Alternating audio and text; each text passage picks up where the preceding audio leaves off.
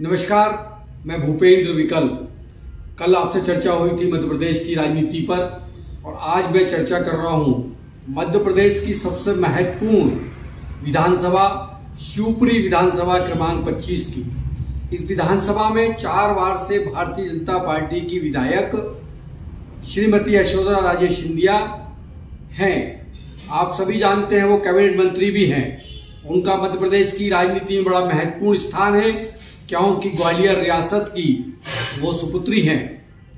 एक और बात बता दूं मैं आपको कि जब वो पिछले दिनों यहाँ आई तो शिवपुरी के पत्रकारों ने उनसे चर्चा की तो उन्होंने कहा भाई मैं तो यहाँ की स्थायी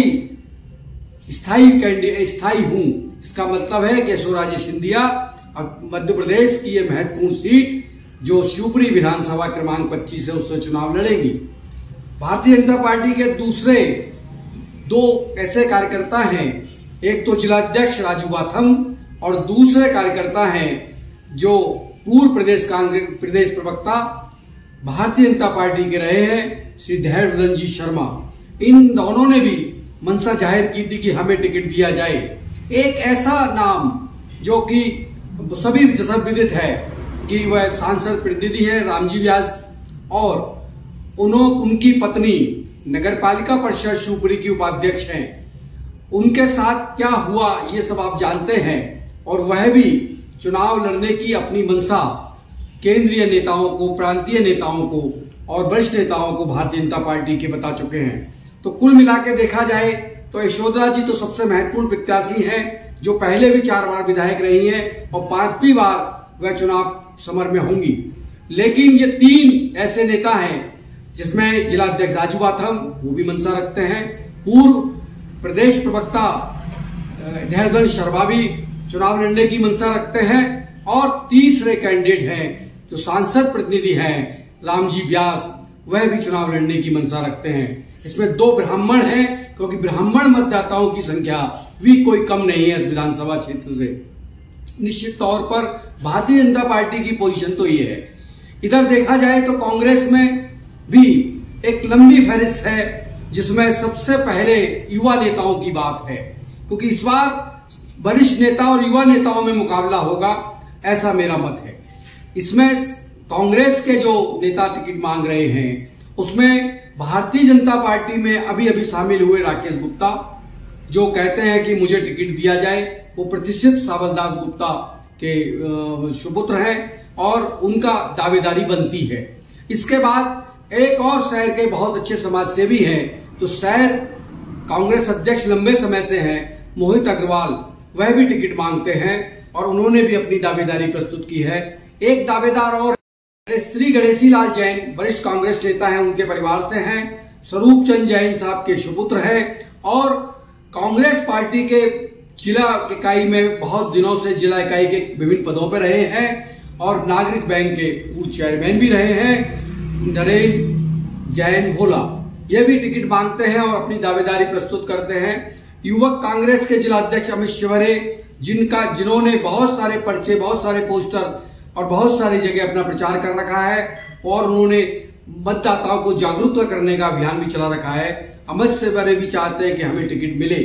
इसके उपरांत पूर्व विधायक हरिवल्लभ शुक्ला जो बहुत अच्छे क्रांतिकारी नेता रहे हैं, उनके सुपुत्र श्री आलोक शुक्ला युवा नेता, वह भी अपनी टिकट के लिए मांगते हैं कि टिकट उनको मिले। एक और युवा नेता है जो बहुत अच्छे पदों पर उन्होंने कांग्रेस में काम किया है, जिनेश जैन, वह भी अपनी दावेदारी प्रस्तुत करते हैं कि मेरे को भी टिकट दिया जाए और मैं अच्छा चुनाव लड़ूंगा। इन सब नामों के बीच में और भी नाम आते हैं, बहुत सारे नाम की फहरिस्त है, मगर कुल मिला के 7 नाम ऐसे हैं जिन्होंने दावेदारी प्रस्तुत की। लेकिन बीच में एक और बात आ गई। कॉलर्स विधानसभा के विधायक भारतीय जनता पार्टी के जिन्होंने पिछले दिनों कांग्रेस की सत्ता ग्रहण कर ली, श्री वीरेंद्र रघुवंशी पिछला विधानसभा चुनाव यहां से जीते हैं शिवपुरी विधानसभा से और अपने आप में क्रांतिकारी हैं जो भारतीय जनता पार्टी के प्रत्याशियों की विरुद्ध बोल सकते हैं, हिम्मत से बोल सकते हैं। ऐसे नेता श्री वीरेंद्र सिंह रघुवंशी ने भी अपनी दावेदारी प्रस्तुत की है कांग्रेस पार्टी से।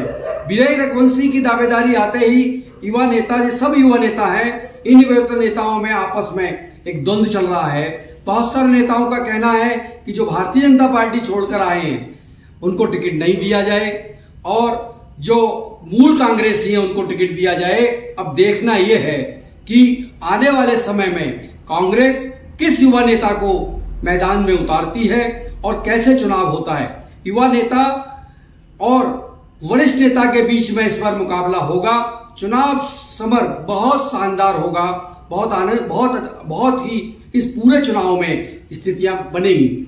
एक और बात आपको बता दूं कि मतदाताओं की संख्या भी बढ़ी है। हम देखा जाए तो मतदाता हमारे यहाँ 5,661 मतदाता बढ़े। क्यों बढ़े? क्योंकि न्यू वोटर बढ़े और मतदाताओं को बढ़ाने का काम प्रशासन के साथ साथ जनप्रतिनिधियों ने भी किया है। आज हमारी कुल संख्या 2,57,631 अभी हो गई है और अभी बढ़ने वाली है। तो मतदाताओं की संख्या बढ़ना और चुनाव में परसेंटेज ज्यादा वोट डालना और पिछले मुकाबले से इस बार ज्यादा मतदान होना, यह तय करता है कि इस महत्वपूर्ण सीट पर कौन बाजी मारेगा। क्या भारतीय जनता पार्टी चुनाव में अपने कैंडिडेट को जिता के लाती है या कांग्रेस का कोई युवा नेता जिता के लाता है। वैसे देखा जाए तो हमारी जो विधायिका हैं, पूर्व कैबिनेट मंत्री हैं, उन्होंने बहुत बड़े विकास कार्य किए हैं, पर कुछ योजनाएं हैं जो अटक गई हैं। उनके कारण कोई दिक्कतें भी हो सकती हैं, मतदाता से निराश हो सकते हैं। मगर सबसे ज्यादा भारी अगर देखा जाए तो श्रीमती यशोधराजे सिंधिया हमें दिखाई देती है। दूसरी तरफ देखा जाए कि अगर कांग्रेस का कोई भी युवा नेता लड़ता है और उसको जनता का सहयोग मिलता है तो निश्चित तौर पे वह भी बहुत अच्छा मुकाबला करेगा।